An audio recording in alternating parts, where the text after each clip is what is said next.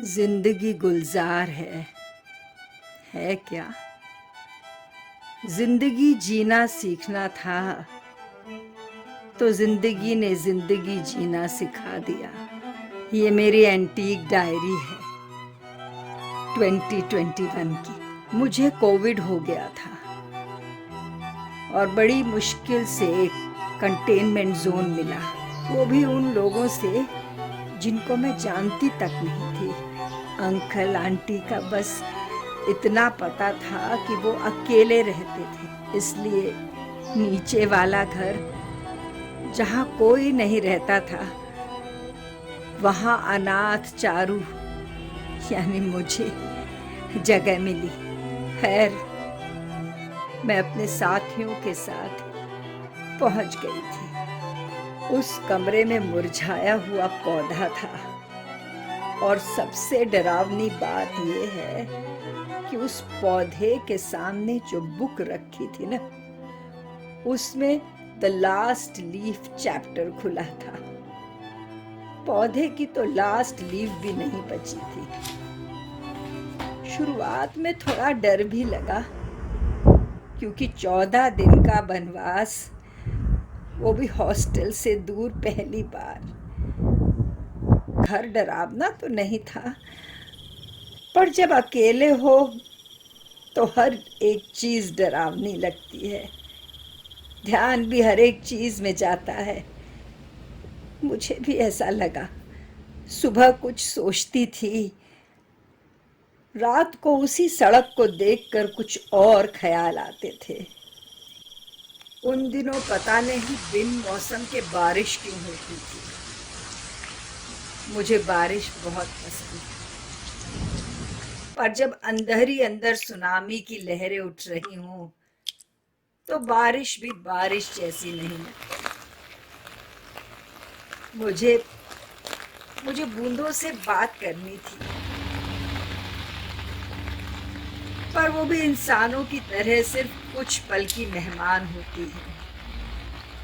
सब अच्छी चीजों को अनदेखा कर रही थी।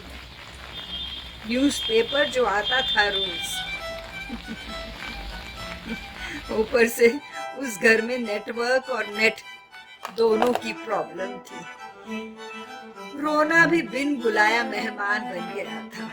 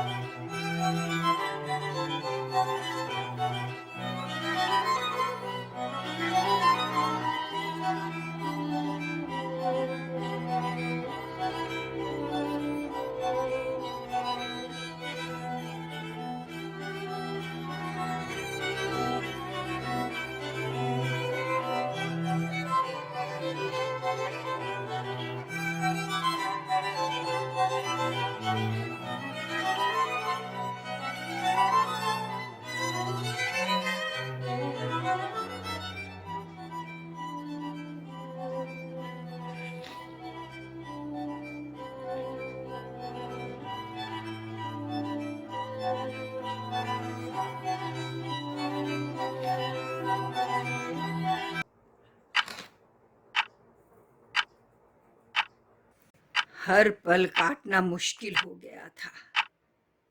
किसी को कॉल कर नहीं सकती थी।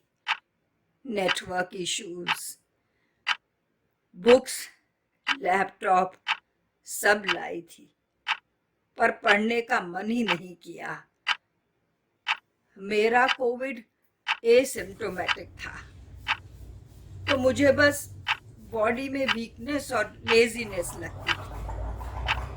हर वक्त यही सोचती थी कि कब पूरे होंगे ये 14 दिन, जबकि 4 ही दिन हुए थे।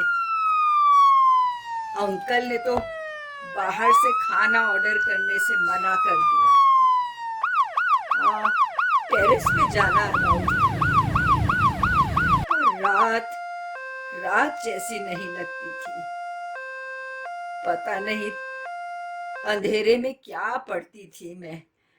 एक अक्षर नहीं दिखता था, पर फिर भी नींद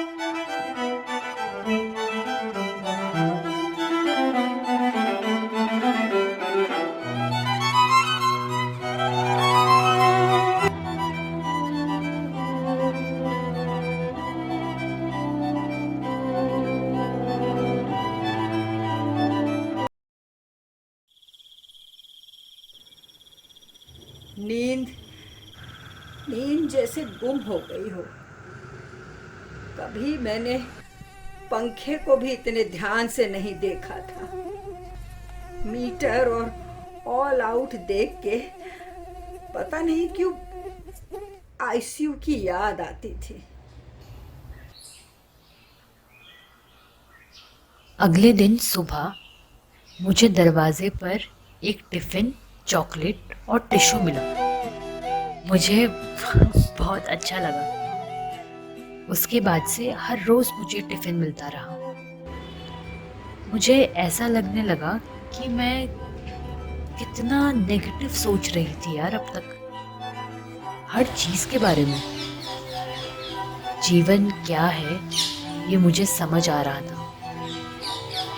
जीवन का मतलब तो पता नहीं कब समझ आएगा। अगला दिन क्या होगा किसी को नहीं पता, और जीवन क्या है ये भी किसी को नहीं पता। तो फिर हर पल को जीना क्यों नहीं सीख लेते हम। दूसरी बार जब बारिश हुई तो मैंने सिर्फ महसूस किया बूंदों को। मुझे बारिश को देखना था और बताना था कि मैं उसकी प्रशंसक हूँ। जिस न्यूज़पेपर की मैं बुराई कर रही थी ना, मैंने उससे सारे पॉजिटिव आर्टिकल्स कट करे। फिर पता चला कितना कुछ अनदेखा कर रही थी मैं।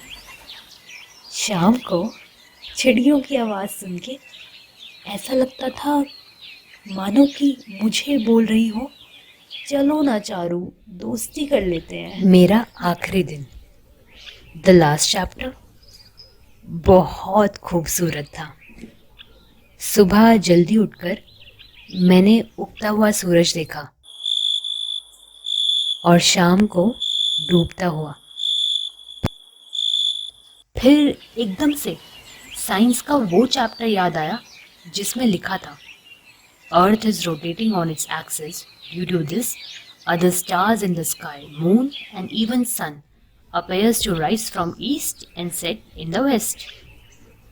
फिलोसफिकली कहने का मतलब ये है कि पॉजिटिविटी, करेज यानी सकारात्मकता और साहस पहले से ही अंदर है, पर अगर सही वक्त पे इसका प्रयोग नहीं करोगे तो सन राइज कैसे होगा।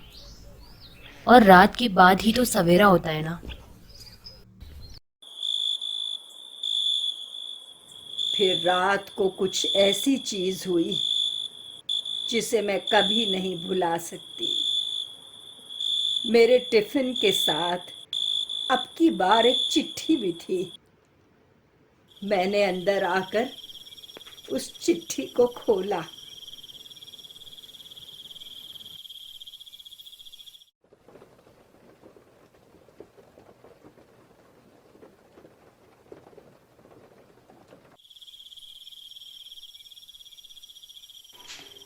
Do sanitize first.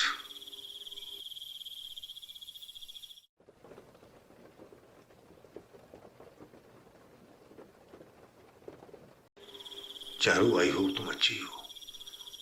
आज तुम्हारा आखिरी दिन है यहाँ। मुझे पता चला तुम्हारी वार्डन से कि तुम्हें चॉकलेट बहुत पसंद है, और मैं इसीलिए तुम्हारे लिए लाया हूं। ऑनलाइन फूड डिलीवरी इसीलिए बंद कराई ताकि कोई भी रिस्क ना हो, और मेरा खुद भी तुम्हारे लिए खाना बनाने का बहुत दिल था। बेटा, मैं इस घर का मालिक हूं, mister Rawat. I lost my wife to COVID-19, but I tested negative. Maybe to help people around me. Take care बेटा। और सॉरी अगर कुछ परेशानी हुई हो यहाँ, यू कैन कॉल मी दादू। जब भी मिलोगी। बाय।